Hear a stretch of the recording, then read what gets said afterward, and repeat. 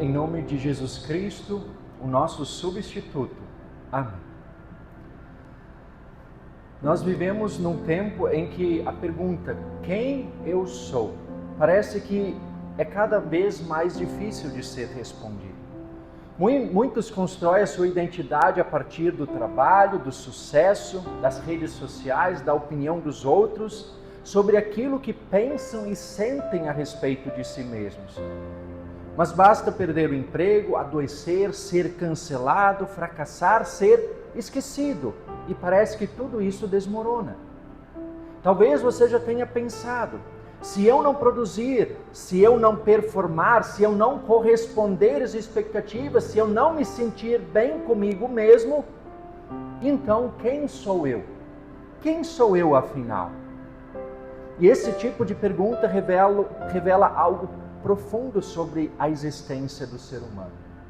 Isso nos revela que buscar a nossa identidade a partir do desempenho, a partir dos nossos próprios sentimentos, da opinião dos outros, pode ser decepcionante e traiçoeiro.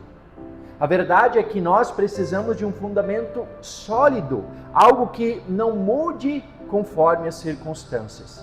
E exatamente esse fundamento sólido que o apóstolo Paulo nos apresenta em Romanos no capítulo 6. Paulo ele não começa perguntando o que fazemos, o que sentimos sobre nós mesmos, o que os outros dizem a nosso respeito, mas a reflexão é de fato sobre quem nós somos. E a resposta surpreende. Ela vem em forma de uma pergunta retórica, uma pergunta que já tem uma resposta óbvia. Paulo ele pergunta o seguinte: será que vocês ignoram que todos nós que fomos batizados em Cristo Jesus fomos batizados com a sua morte? Paulo aqui, através dessa pergunta, está fazendo uma afirmação. Uma afirmação que aponta para algo que aconteceu com a gente. Independentemente do que os outros pensam ou dizem, daquilo que sentimos, independentemente do nosso desempenho ou da fase na vida em que nos encontramos. Paulo ele aponta para algo que aconteceu com a gente, algo concreto, real. Ele aponta para o nosso batismo. E é sobre isso que nós queremos refletir nesta manhã, sobre as maravilhas que o batismo traz para a nossa vida. E não importa se você foi batizado quando criança ou se já era adulto, não importa se foi recentemente ou se faz muito tempo. Não importa. O batismo ele concede bênçãos inigualáveis que vão nos acompanhar ao longo de toda a nossa vida e nos conduzem para a eternidade. O texto de Romanos ele começa com uma pergunta que parece provocativa. Que diremos então? Continuaremos no pecado para que a graça aumente ainda mais? E para a gente entender a razão dessa pergunta, a gente precisa também considerar tudo aquilo que vem antes na carta aos Romanos. Aquilo que Paulo traz antes. Logo no início da carta, Paulo ele escancara a realidade pecaminosa do ser humano. Ele mostra como o pecado corrompeu todos os seres humanos e nos afastou daquele propósito original de Deus para a nossa vida. E a corrupção humana, obviamente, traz o juízo de Deus sobre o mundo inteiro. Paulo, então, desconstrói também aquela falsa ideia de que nós podemos alcançar o perdão, o favor de Deus pelo nosso próprio desempenho, pelas nossas boas ações. Paulo deixa muito claro que isso é completamente impossível. E aí ele aponta para a boa notícia, para o Evangelho, a notícia de que Deus nos aceita de volta, não pelo que nós fazemos, mas pela obediência de Cristo, pela obra consumada de Cristo. E por isso, já no finalzinho do capítulo 5, Paulo ele diz o seguinte: onde aumentou o pecado, aumentou muito mais ainda a graça. E essa é uma notícia maravilhosa. Paulo ele deixa muito claro que a graça de Deus sobrepõe qualquer pecado, não importa o pecado, por maior que ele seja. Não existe nenhum pecado que não tenha perdão. Não há mais nada que o ser humano precise acrescentar. Cristo já fez tudo em nosso lugar. Ele viveu a vida perfeita que nós jamais viveríamos. Ele cumpriu perfeitamente, plenamente a vontade do Pai. E ele sofreu também a condenação e a morte que deveriam ser nossas. E aí, Jesus fez tudo. Creia. Apenas isso. Não há mais nada para ser feito. Mas aí surge a pergunta: diante dessa notícia, o que diremos então? Continuaremos no pecado para que a graça aumente ainda mais? Aí de novo, essa é uma pergunta retórica, uma pergunta que nos leva a refletir, mas a resposta ela é muito óbvia. Continuaremos vivendo em pecado? E aí Paulo responde, me genoito. Em grego é a afirmação, uma negativa mais forte que existe. É uma negação enfática que expressa repulsa pela ideia de que a graça de Deus concederia uma licença para uma vida entregue ao pecado. Paulo, é como se Paulo dissesse, nem sequer ousem imaginar ou pensar um absurdo desses. Então a resposta é não. Cristo fez tudo, mas não é para que a gente continue entregue ao pecado. Então, se antes, até o capítulo 6, lá, até o capítulo 5, Paulo ele combateu o moralismo, aquela falsa ideia de que o ser humano pode salvar-se por si mesmo, agora aqui no capítulo 6 ele combate o relativismo, que é outra falsa ideia que existe, das pessoas que acham que o pecado não é tão grave, o pecado não é tão sério. Afinal, se Jesus fez tudo, eu tenho certa liberdade para continuar pecando. Afinal, como muito se diz por aí, Deus ama todos, Deus aceita todos, não importa o que você faça. Mas é justamente essa falsa ideia que Paulo detona, que Paulo denuncia. A falsa ideia de que o Evangelho agora nos dá uma licença para pecar. Paulo combate, confronta essa ideia. É justamente isso que ele faz ao iniciar o capítulo 6 com essa pergunta, cuja resposta é óbvia, de jeito nenhum. E aqui o alerta vale também para nós cristãos. Muitas vezes somos tentados a minimizar o pecado, a relativizar a culpa. Tentamos talvez negociar com Deus, barganhar com Deus. Mas Paulo, ele é muito categórico. Me genoito, de modo nenhum, nem ousem pensar uma coisa dessas. Por quê? Porque viver deliberadamente no pecado não é apenas quebrar algumas regras, mas é rejeitar tudo aquilo que Deus fez por nós através de Jesus Cristo para nos tornar novas criaturas. E isso é muito perigoso. Isso pode ser eternamente fatal. Então, após esse choque inicial de realidade, Paulo prossegue no texto. Mas não com novas exigências. Agora ele traz outra pergunta e novamente a resposta é óbvia. Como viveremos ainda no pecado, nós que já morremos para ele? Aqui de novo, Paulo ele está fazendo através desta pergunta uma afirmação. Ele diz, olha, vocês já morreram para o pecado. Como é que vocês ainda vão continuar no pecado? Mas como acontece essa morte para o pecado? E aí vem outra pergunta em forma de afirmação. Ou será que vocês ignoram que todos nós que fomos batizados em Cristo Jesus, fomos batizados na sua morte? E aí vem a resposta. Fomos sepultados com Ele na morte pelo batismo, para que como Cristo foi ressuscitado dentre os mortos pela glória do Pai, assim também andemos nós em novidade de vida. Aqui está a resposta. No batismo é que nós morremos para o pecado. É no batismo que somos unidos com a morte e com a ressurreição de Jesus Cristo, não para continuar vivendo no pecado, mas para vivermos agora a nova vida que nos é concedida.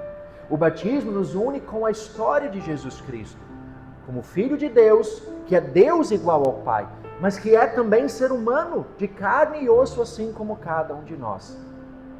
Assim o batismo nos une a Jesus Cristo. Aquilo que aconteceu com Jesus agora define quem nós somos. Lembra que lá no início, onde está a nossa identidade, quem nós somos? O batismo vai definir isso. Em Cristo somos agora novas criaturas. A união com Ele pelo batismo define a nossa verdadeira identidade. Somos filhos amados do Pai Celestial. Neste domingo, pelo calendário litúrgico da igreja, nós lembramos do batismo de Jesus Cristo. E isso não é apenas um detalhe litúrgico, mas tem um significado teológico muito profundo que é extremamente consolador para nós cristãos. O batismo de João Batista era de arrependimento para perdão dos pecados. Ou seja, Jesus não precisava ser batizado. porque ele não tinha pecado algum. Mas mesmo assim ele entra na fila daquelas pessoas que vinham para ser batizadas. As pessoas faziam filas enormes para serem batizadas por João Batista, e de repente quem está na fila? Jesus.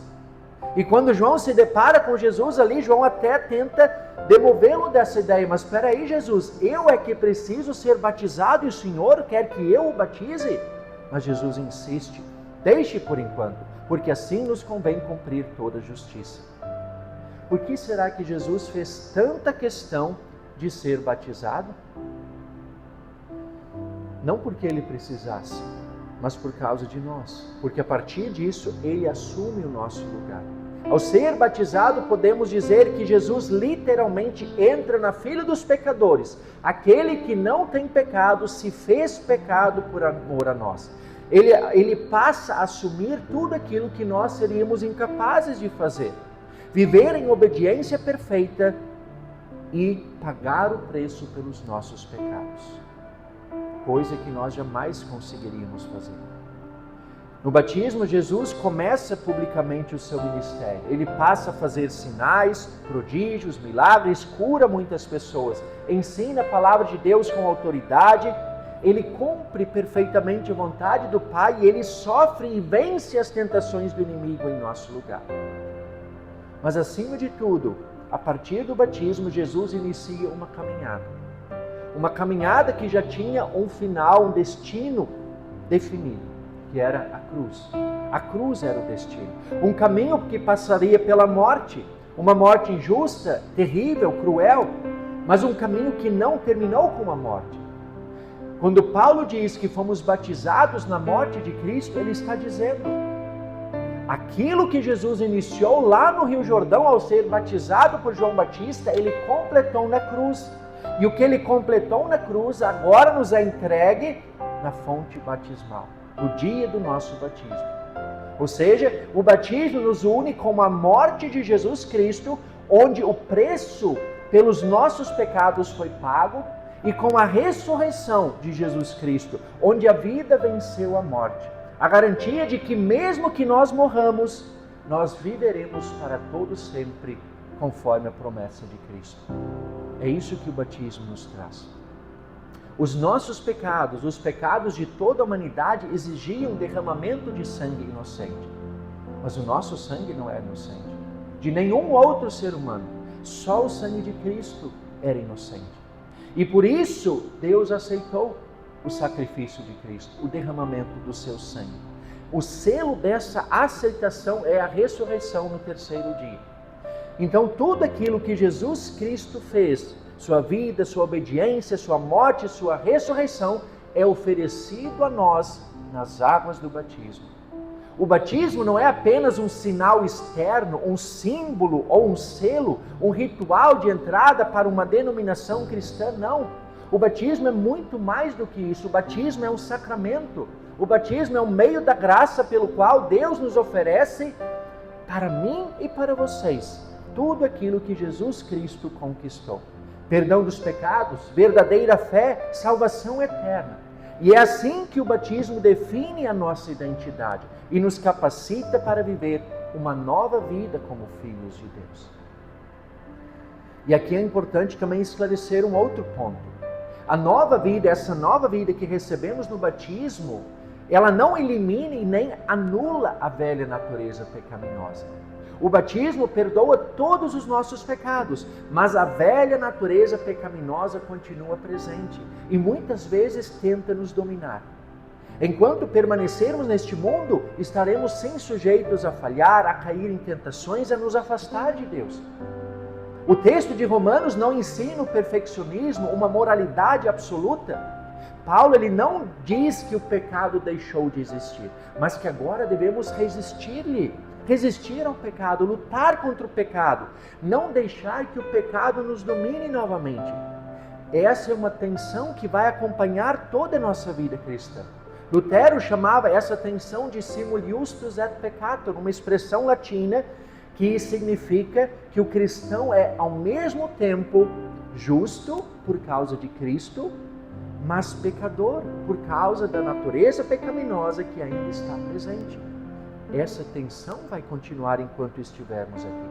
Mas isso não é motivo para nos desesperarmos, porque Paulo ele deixa muito claro que a graça de Deus, ela sobrepõe o pecado, ela sempre prevalece. O amor de Deus é maior do que o pecado. Deus é um Deus de amor e perdoador.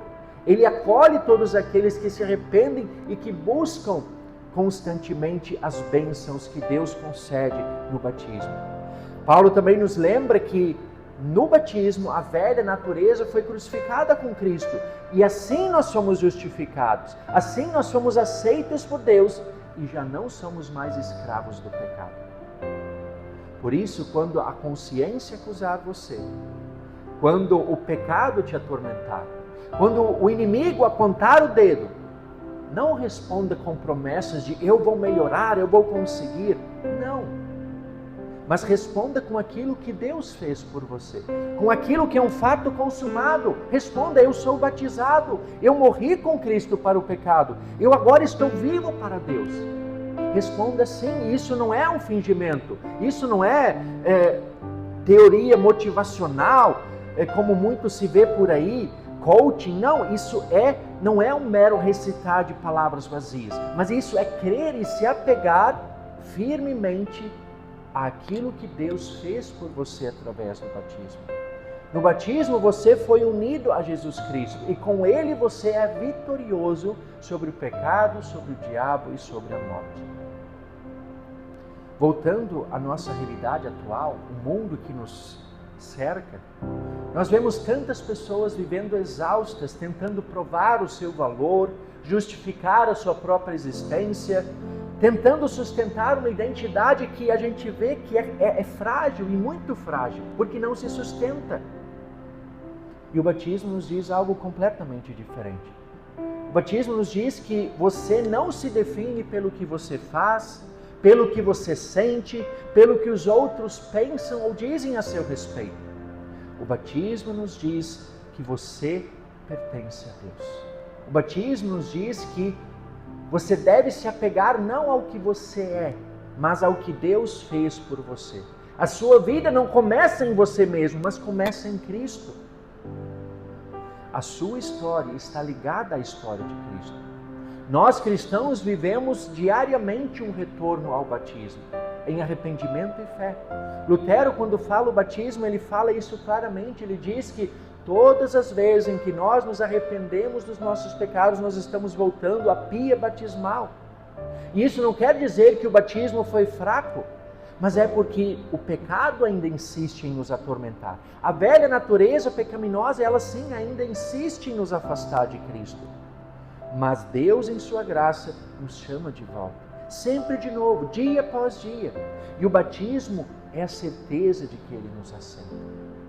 Por isso, voltando àquela pergunta lá do início, quem sou eu? O que define a minha identidade? O que define a sua identidade? Quem é você? A resposta do mundo será desempenho, status, sucesso. A resposta do coração humano pode ser insegurança, confusão, medo. Mas a resposta de Deus é água, palavra, promessa. No batismo, Deus diz para você, você é meu filho, você morreu com Cristo para o pecado, por causa dele você agora vive para mim. E é isso que define a nossa verdadeira identidade. Essa é a maravilhosa bênção do batismo. Assim como Jesus, ao ser batizado, iniciou o seu caminho que terminaria com a cruz e a ressurreição, o nosso batismo nos une a esse mesmo caminho de Cristo. Isso significa que enquanto trilhamos o nosso caminho neste mundo, nós não estamos sozinhos, mas Cristo caminha com a gente. E quando vier a dificuldade, quando tudo parecer instável, quando a culpa pesar, quando a identidade talvez vacilar, não olhe para dentro de si mesmo. Não olhe para os outros, mas olhe para alguém. Olhe para fora de você, olhe para Cristo, olhe para tudo aquilo que Ele fez por você. Olhe para o destino maravilhoso que Ele tem reservado para você, que é a vida eterna. E então, com humildade, com fé e confiança, diga, eu fui batizado, estou unido com Cristo e sei muito bem quem eu sou. Eu sou um filho amado do Pai Celestial. Você é um filho amado do Pai Celestial. Unidos com Cristo, temos uma nova vida para viver, sob as bênçãos e os cuidados constantes do nosso Deus e Pai.